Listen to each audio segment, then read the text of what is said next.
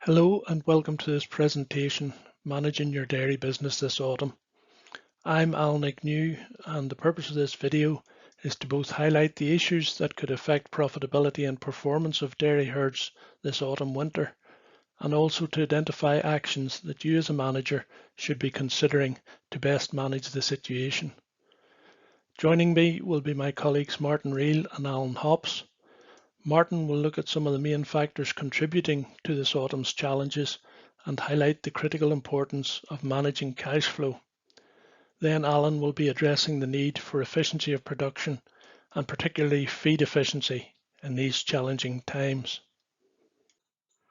When we look at how the global dairy trade auction has changed over the last period of time, we can see that since November 20, the price has moved up from 25 pence a litre to a peak of almost 50 pence, and then in the last number of months it's been steadily decreasing to the current levels where it's below 30 pence a litre.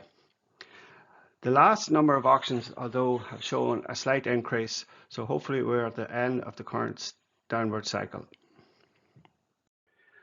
When we look at the milk price in Northern Ireland terms, we can see from the graph that there has been volatility in the price received over the last period of time.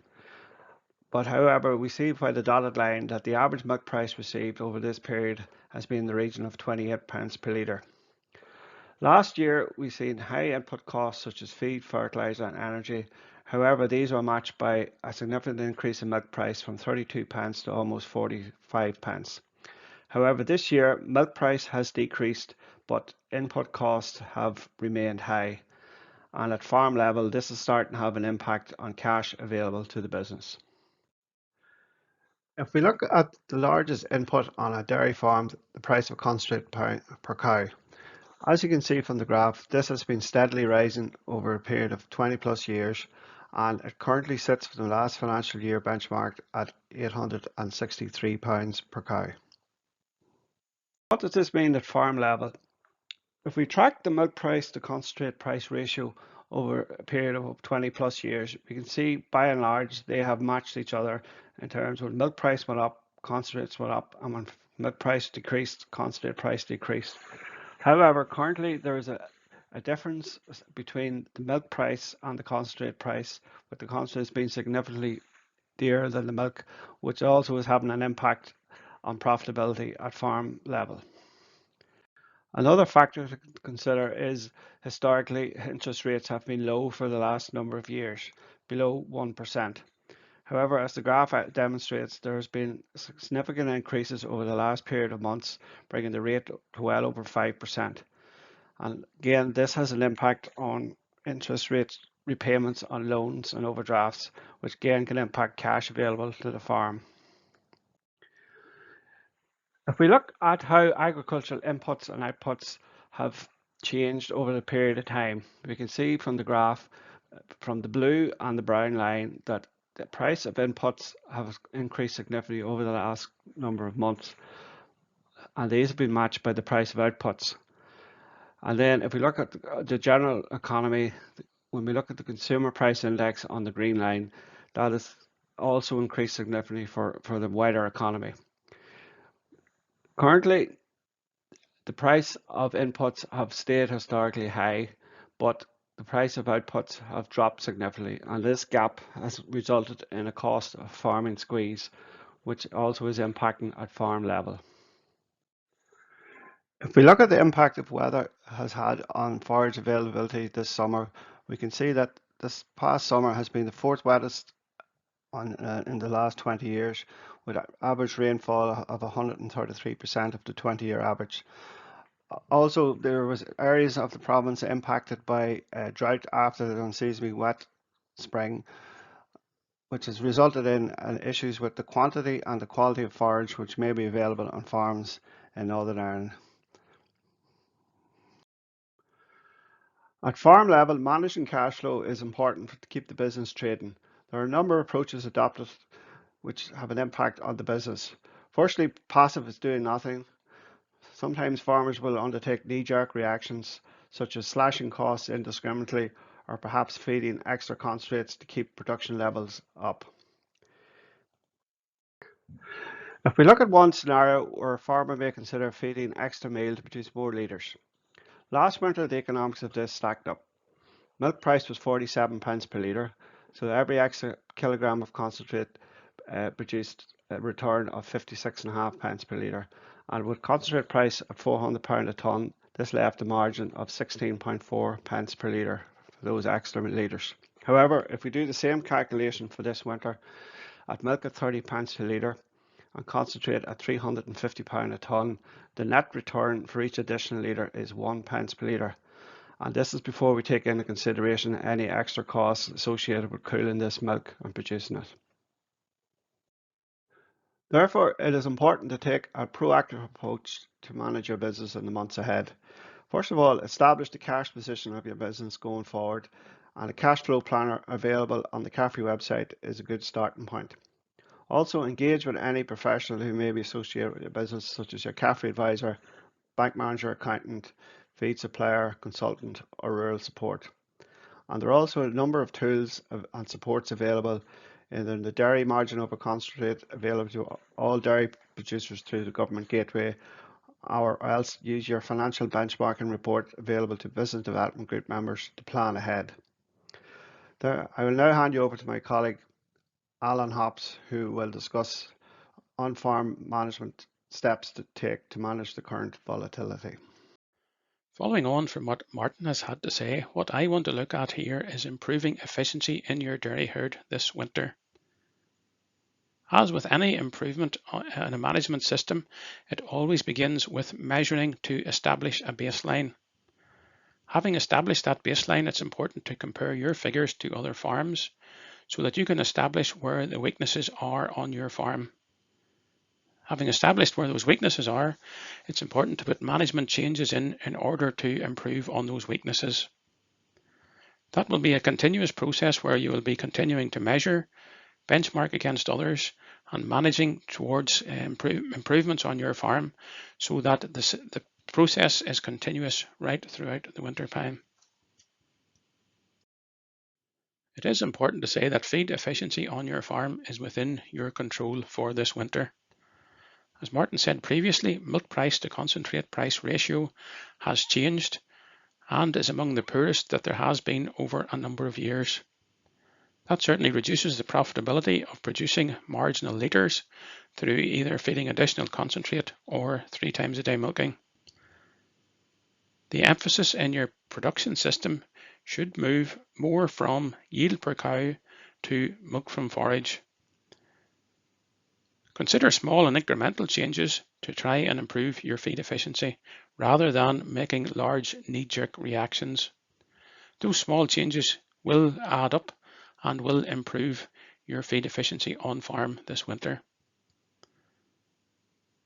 Transition and fresh cow management is still vital, and one area where putting in extra cost can yield dividends over the next lactation. Cows with a successful transition will achieve their genetic potential in their next lactation. So it's important that those cows are managed well up to and after calving so that the next lactation can be up to the genetic potential of the herd. Certainly variable milk yields at around 50 days into lactation is a very key measure where you can see if transition has been successful. If transition has not been successful, there will be a very large variation in milk yields at 50 days into lactation, and that can be examined from your herd computer system. In all of this, you will have to remember that milk price will eventually turn, and you don't want a herd of stale cows when that does happen, because if you have a herd of stale cows at that particular time, there will be no response to concentrate, and you will not gain any benefit from the increase in milk price at that point. It is important to establish both the forage quantity that you have for this winter and the quality of that forage that's in your silos. You should match the forage quantity that you have to the stock numbers on the farm that are projected over the winter time early in the season, so that if there are changes that need to be made, well, you can make those early in the winter, either through adjusting stock numbers or purchasing additional fodder for your animals. That forage should be analysed early in the winter as well to establish its production potential. When you have those key parameters of dry matter, AME, crude protein and intake, it will allow you to see what level of production that forage can support for your herd. You can then set an M+ or a maintenance figure for your herd, which will be the amount of milk that forage can produce without additional supplementation. Cows can then be topped up above that in the milking parlour. When you look at the level of protein in the silage as well, you will be able to decide what protein level is required in your blend and in the concentrate that is fed through the milking parlour, so that cows are adequately supplied with protein over the winter. Through the silage analysis, you can see whether the protein in your supplements can be reduced in order to save cost and perhaps be more sustainable in terms of environmental performance as well. There are a number of measures that you can take on your farm this winter to achieve feed efficiency. Certainly forage quality is key, and having established the forage quality that you have in your pit, it is important that you get as much of the potential out of that silage as possible. If you are feeding with a wagon, you will most likely be grouping cows into a high and a low group. It is important to move cows between those groups regularly in order to ensure that cows are not being overfed, particularly when you look at the bottom end of both of those groups. The amount of blend fed in the wagon should be matched to the lowest yield in each of those cow groups. Cows then can be fed to yield in the milking parlour, either through parlour software or some other manual system, so that the better cows are topped up in the milking parlour above the yield that is provided by the TMR ration. Feeders and weigh cells should be calibrated regularly to ensure the amount of feed that you think is going into your ration is the actual amount that's going in. If silage is heating either at the face or in front of cows, well, that is a sure sign that ME is being lost in the system. Your original silage analysis will perhaps show a high ME, but if silage is heating, that ME will be reduced. You should also be careful with in-parlour minimum feed levels. Those also can overfeed some individual cows, and also the period of lead feeding after lactation commences should be carefully monitored to ensure that cows are achieving their potential and not being overfed through an in-parlour minimum. One way of measuring herd performance over the wintertime is to look at your margin over concentrate each month. It requires a relatively small amount of data to provide management information in a timely fashion. The information that will be required each month is the litres of milk that has been produced and the milk price, the concentrate input for that month and the concentrate price, as well as milk to calves. Provided those are filled in regularly, it will give you up-to-date management information for your herd. That will allow you to make changes quickly based on the information that is coming from that margin over concentrate program.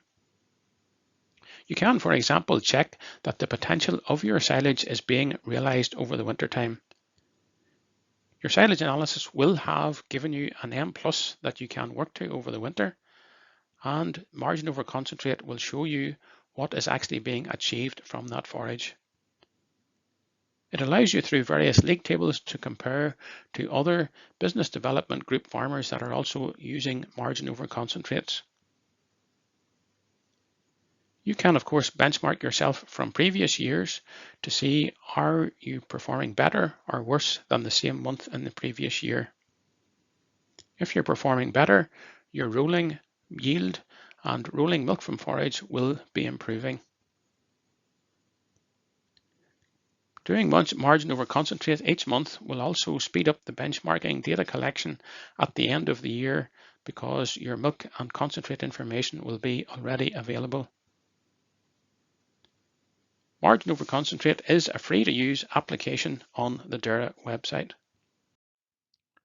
Your margin over concentrate printout will allow you to see whether the potential M+ that you hope to achieve from your forage is actually being achieved in practice.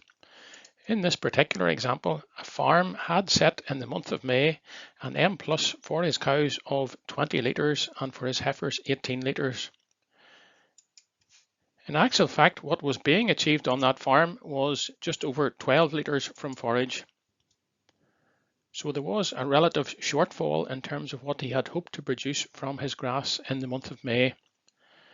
Various investigations ensued on the farm, and it eventually turned out in this particular case that it was a hardware issue in the milking parlour.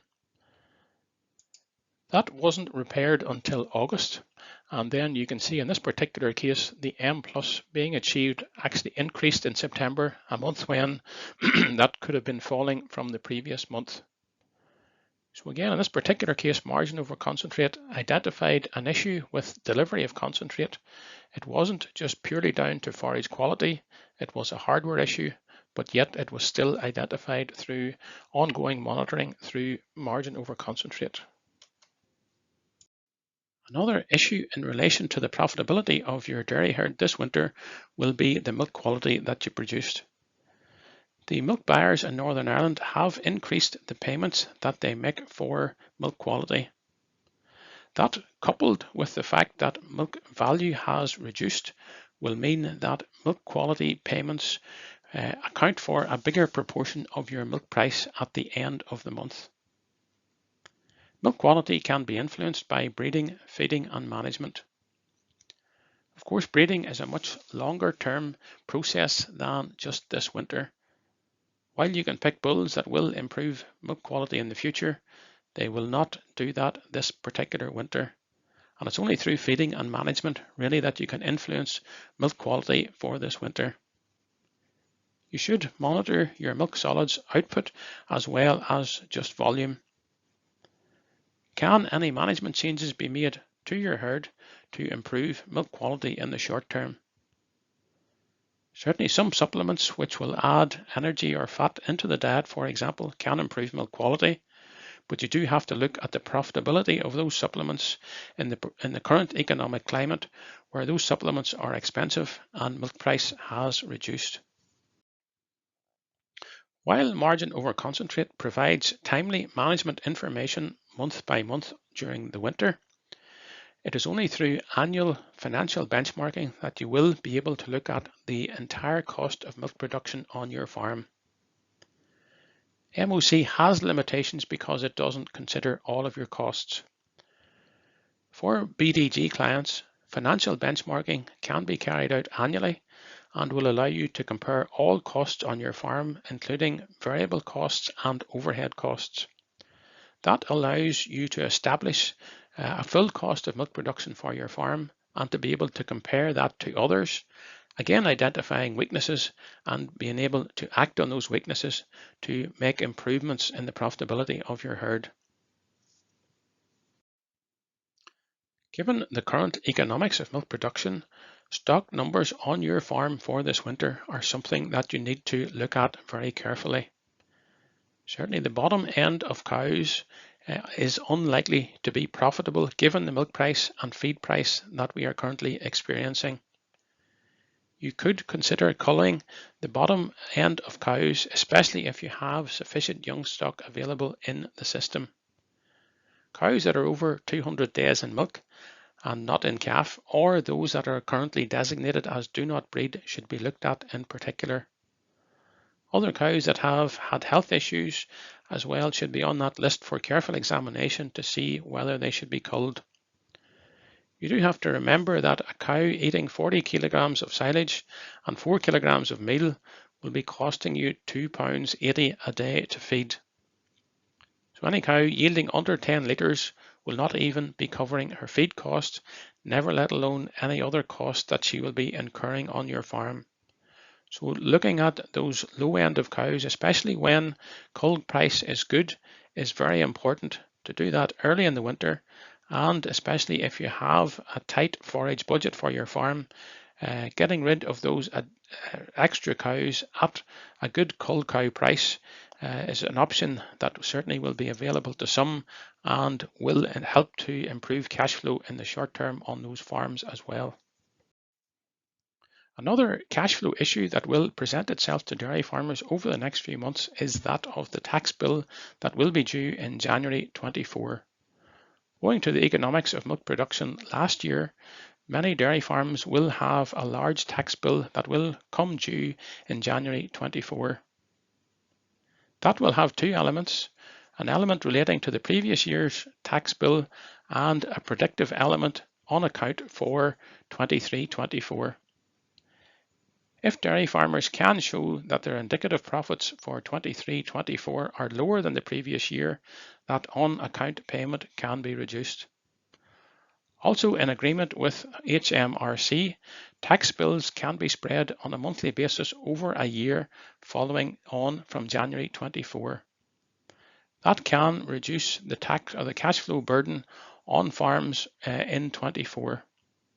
You should speak to your accountant in relation to those matters, and also to look at whether income averaging between 22-23 and 23-24 is something that will reduce your tax bill in the coming season. For dairy farms that are fairly heavily borrowed, they will see finance repayments on their farm increasing due to the increase in interest rate in the general economy. That will mean that loan repayments are more difficult to meet each month given the current milk price. It is a matter of identifying issues early and speaking to your bank so that alternative repayment plans can be looked at, or the possibility of going interest only on loans can also be considered. Some banks are more sympathetic to that route than others. You should certainly carry out a cash flow early on and discuss the options with your bank before it becomes too late. Thank you, Martin and Alan, for your contributions. Clearly, there are challenges for dairy farmers this autumn-winter, but both of you have been able to identify actions that can be taken to manage the situation. Over the course of a final few slides, I want to summarise what has been covered and highlight the actions that you as producers can take. The dramatic change in milk prices in the course of 18 months are of a scale not witnessed before. We have also seen interest rates rise to a level not seen since 2007. And while some input costs have eased, the critical milk to feed price ratio is at a level last seen in the dairy crisis of 2015-2016. Poor summer weather with high rainfall continuing into the autumn has contributed to silage quality and/or quantity issues, which potentially exacerbates the feed cost and efficiency problems on farm. Bottom line is that at current feed and milk prices, producers may be producing milk at a loss this winter. The situation remains highly volatile, and small increases in milk price and reductions in feed cost could change the situation. But it would seem sensible to prepare for the worst and hope for the best. A proper plan of action tailored to your farm business is essential. The cash flow pressures are such that doing nothing is not an option this winter. The starting point for your action plan should be to consider your winter forage. How much have you? Does it meet all your stock needs? What is the quality like? Will it need more or higher quality concentrates to maintain production when compared to previous years? Are there alternative feeds of value available? Establish the facts by measuring silos and getting silage analysed. The second stage should then be to look at stock on the farm. Are there culls to go? Very often we can see producers reducing cow numbers in overstocked housing with no loss of milk. Can sales of stores or beef cattle be brought forward to reduce feed demand and improve cash flow? Your labours should be focused on the core herd and replacements. Feed efficiency is about getting the right quantity and quality of concentrates to the right cows.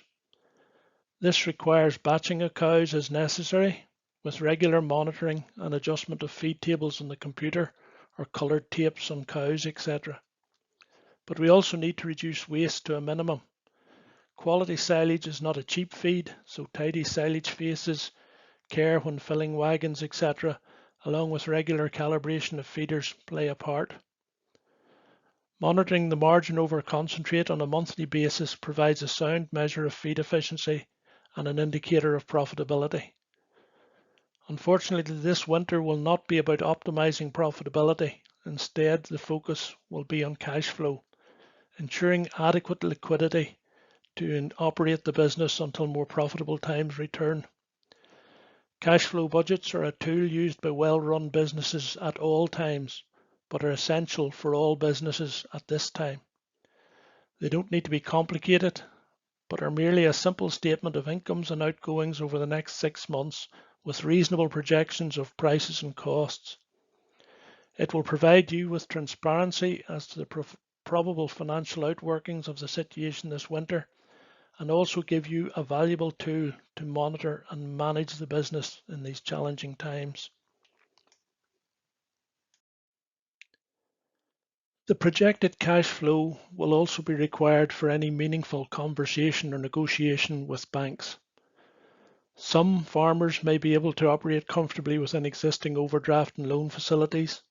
Others will require increased support or even restructuring of debt.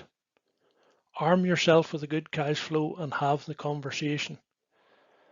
Changing machinery and building developments should be delayed until positive cash flows are assured.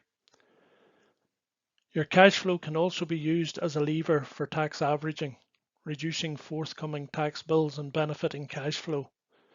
This is a conversation you need to have with your accountant. As well as your bank manager and accountant, there are a number of other people who can assist you. Your nutritionist or feed rep to assist with feed efficiency, your vet to help maintain animal health and reduce the costs of health and disease, your advisor or farm consultant to take an overview of the business and to help you drill down into the detail. And also Rural Support provides a listening and signposting service for farmers and farming families across Northern Ireland through its free confidential support line. They also provide various programs and mentoring support to help with farming challenges, financial concerns, and personal issues such as farm succession. Remember the adage, a problem shared is a problem halved. At all steps in this plan, the focus should be on cost reduction by efficiency. We need to be careful not to make short-term savings with longer-term consequences. For example, cutting back on a vaccination program or delaying the replacement of milking liners. For most businesses, a steady evolution rather than revolution is still the correct approach. Finally, being aware of an action plan is not enough. It needs to be implemented. I would urge all producers to take the first step and set a plan in action. Ignoring the challenges and doing nothing is not an option. Further relevant articles and presentations can be found under the Business Support section of the CAFRE website. The contact details for your local dairying development advisor are also there. Rural Support can be contacted via their support line. Thank you for watching this presentation.